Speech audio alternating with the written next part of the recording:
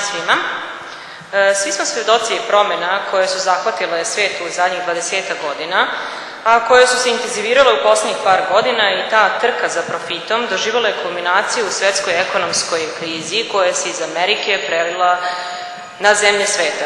To se dogodilo u onom trenutku kada je Srbija krenula da se približava svjetskim, a naročito evropskim trgovinskim tokovima, i zbog toga je što je ona bila prisiljena da se dodatno menja kako bi ostala ili u najmanju ruku opstala konkurentna na svetskom tržištu. Dok je Srbija izolovana, svetska privreda je nastavila da se kreće i kao svaki živi organizam da se razvija, što je dovelo do toga da se po okončanju sankcija i uspostavljanju normalnih privrednih tokova privrednici Srbije nađu u jednom nezavidnom položaju zbog tih promjena koje su im bile potpuno nepoznate.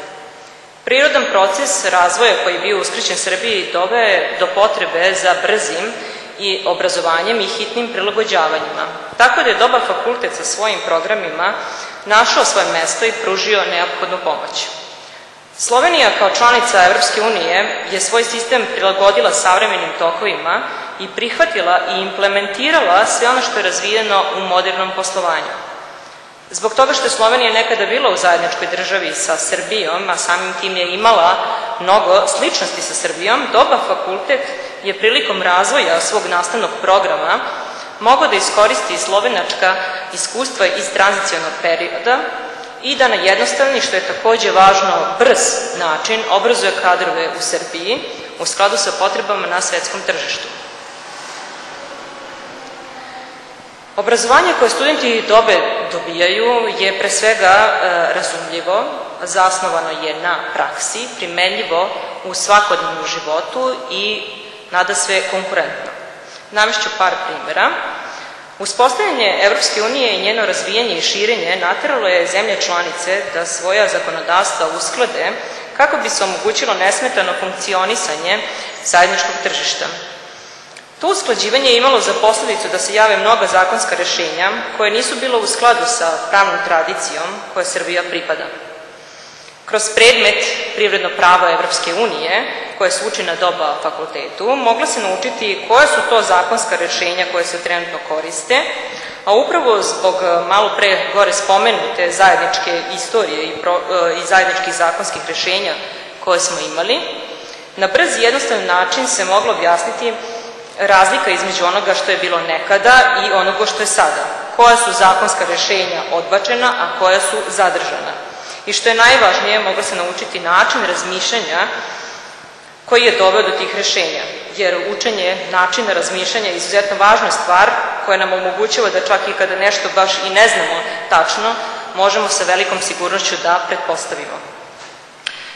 Nakon izučavanja ovog predmeta stekli smo teorijsko znanje o privrednom pravu Evropske unije koje svakodnevno u svom poslovanju možemo da apliciramo i implementiramo u praksi.